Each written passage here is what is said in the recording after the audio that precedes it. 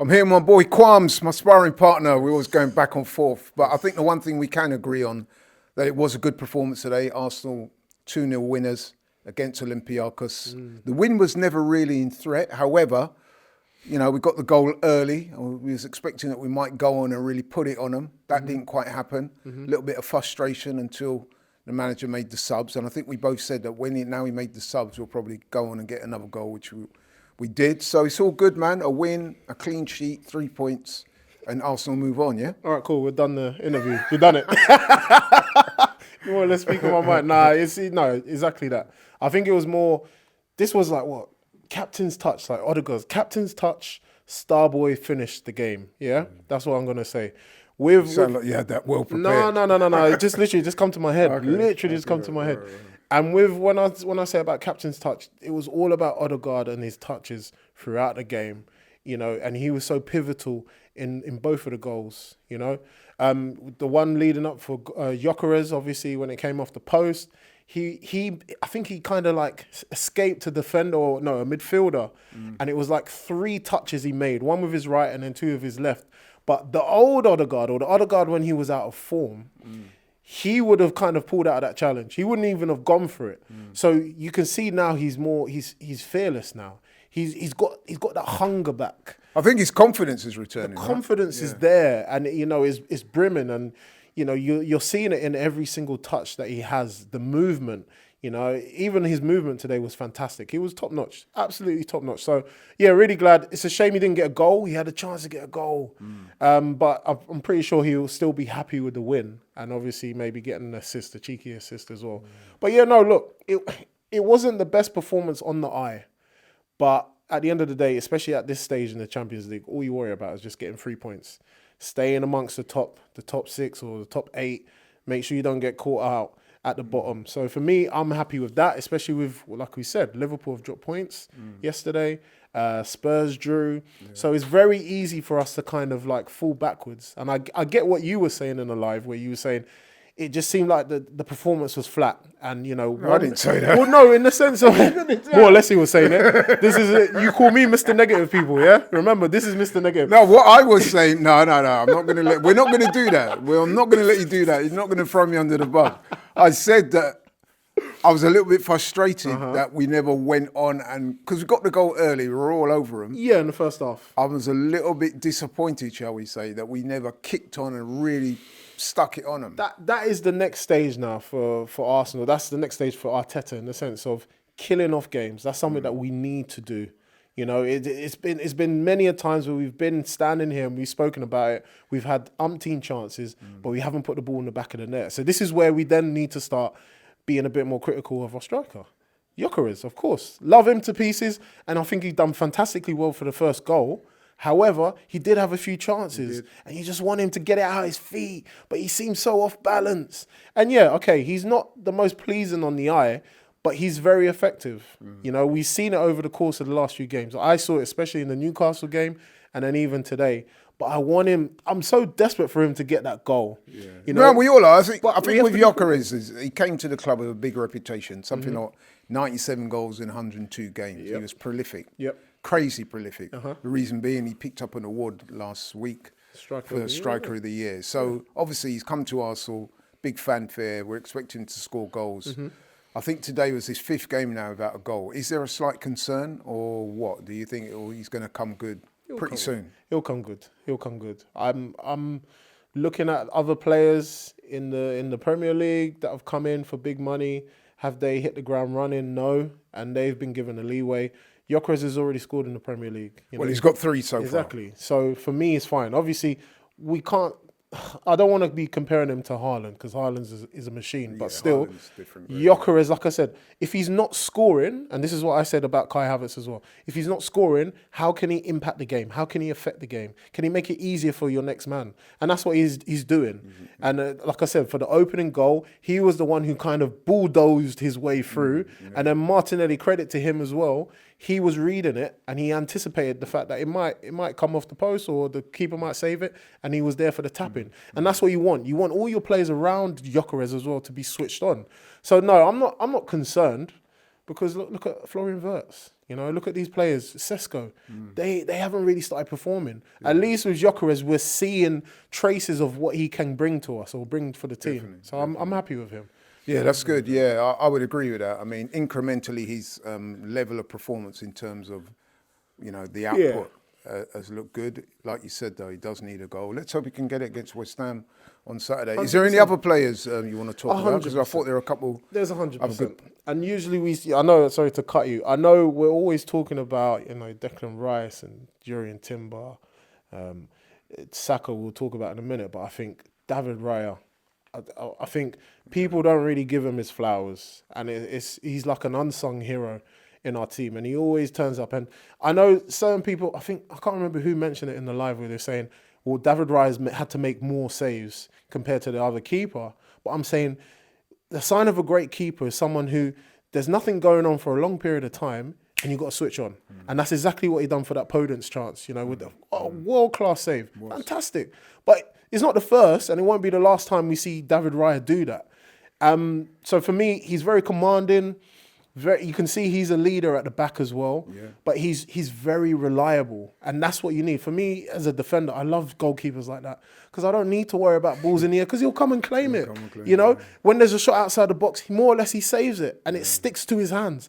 He hardly puts a foot wrong. He has had one or two off games, but apart from that, he's always turned up when he needs to. So yeah, massive shout out to him. Yeah. And then obviously, pound for pound, the best keeper in the Premier League at the moment, or what? Yeah, I'd say so. Say so. I know Liverpool fans will be typing, Alisson, what about Alisson? Well, there's a few good ones. There's Alisson, there's Donnarumma. Yeah, but what has he done at the moment in the Premier League? We're talking about right now. In the Premier League, David Raya he's probably been the best. Hence the reason why he got all those clean sheets. Yeah, and he's pulled off how many fantastic saves. So anyone that tries to scrutinise David Raya or say, oh, no, he's not good, they're only doing it because they just don't like Arsenal. If he was wearing any other shirt for any other opposition team, they would be lauding him right now. They'd be, oh, he's fantastic. He is class. For me, he's world class. Definitely. No, I agree.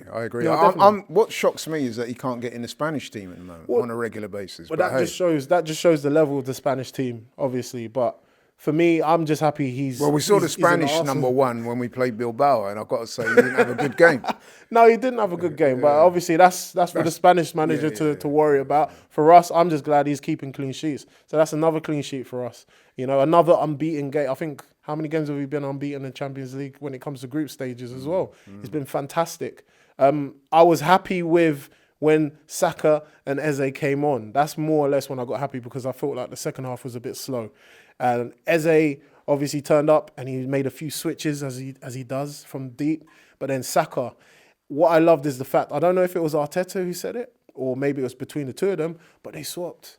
And this is what you want. You want it to move. You want it to be effortless, And Saka, obviously on his predominant left foot, he can cause problems. And obviously when he got the ball from the right, he cut in and then he played it to Odegaard. And again, Odegaard, the same position that he's been in for the previous game against Newcastle, and he threaded it through, and it was such the best weighted pass. Saka didn't even need to do anything. He just said, thank you very much. And then he shot, and obviously it went through on goal. So it's just those little things. Like I said, that's what I'm saying about the touch of Odegaard has been fantastic, but Saka did kill off the game for us. I would just like to see us do it more within the first 45 to 50 minutes or so. But look, 3 points, Champions League, we're sitting, 5th? I'm happy with that. Now, next up, our next test is West Ham. And we've managed to rest a lot of our key players. So we should be fresh. So I'm expecting a very, very good performance. Similar start-up with Odegaard starting in number 10, Zubimendi, Rice. Let's maybe try out Eze, as I keep saying, on the left. But then this is the beauty of it. You can switch them around. So, yeah, lots of options. Yeah, because I think Trossard, I think it's fair to say, was a little off today, right? Trossard. He's done well. He's an impact player coming off the pitch, but I think today it showed when he starts, if he doesn't get a goal or an assist, he comes up stuck. And, he did have a few chances where he could have... Why do you think that is, though? I mean, Trossard, he's an excellent player, but he is the absolute definition of a clutch player, a player that you bring off the bench. Yeah. It seems that when he starts, he doesn't have the same impact on a game. Why do you think that is? I don't know. I'm not questioning his mentality as a professional, but maybe he feels like he's got more of a point to prove when he's coming off the bench. You know, we've heard about how he is in training sessions. He doesn't like losing and things like that. And I just think maybe, just like a lot of the Arsenal fans, we kind of looked at that game and it was kind of like, oh, it's Olympiacos. Yeah. We should turn them over. It should be 3-0, 4-0, as I was saying. But he didn't expect to make as many mistakes as he did. But I just think the writing was on the wall, obviously, when he got that chance and he tried to open up his body and he just went past the post. He had enough chances, and this is where you have to be critical. This is where you have to be efficient. And I don't expect to see Trossard starting, and he shouldn't be expecting to start because that wasn't good. That wasn't good enough. This is where Arteta has to be ruthless and say, right, okay, Trossard, you come out because you didn't score, you didn't give me anything in terms of assist. Someone else has to go in. And that's where Eze will come in and he will stake his claim. I guarantee you, people, left-hand side will be Eze. I'm telling you, mate. You watch. As soon as Eze come on, as soon as Eze come on, what did he do? He was even tapping me. Kwame, look at that flick that Eze done. And that was from the left-hand side. So, for me, Trossard, unfortunate, but done a few defensive things, which was good getting back, but it's still not good enough, in my opinion. Okay. Yeah. You spoke about the left-hand side. Let's talk about tonight's left-back, Miles Lewis-Skelly. I thought he also had a very good game today. He did. He's had to be patient. This is something that even when Yeri Max Dowman need to take a leaf out of his book, you're not always going to be a shoo-in. You're not always going to be starting, and you need to be patient, and then you need to take your opportunity when you start playing. And that's exactly what he done. For me, he done very well, driving through in the middle, just like Calafiori done. But I think defensively, he was a lot more solid. And he's very smart. The thing with Miles Lewis-Skelly, he's very smart. He uses his body very well. And he pulls for those fouls. And it's not like he's cheating, but he puts his body in the way where he knows there's going to be contact. And then that gives us a little bit of release at the back as well. So, I thought he was done well. He's showing intelligence beyond his years in terms of, 100%. Knowing how to, you know what I mean? But he's not a left back. Exactly. He's learning all of this. He's still learning a new position. But then you see the beauty of him as a player when he steps into that midfield. And he's adding to his game as well because now he's putting in crosses. Look at that cross he put in for Martinelli. First time cross. And I know he's been working on it. So it was good to see the fruits of his labour. Just need a bit more, or not need a bit more. I want to see him a bit more. So that's for me. But he done very well when he came in. Yeah. But he done very well. Ben White, a little bit shaky in the first half, tired legs. But again, let's be patient with Ben. He's had to come back from a long-term injury. Still put in a good shift.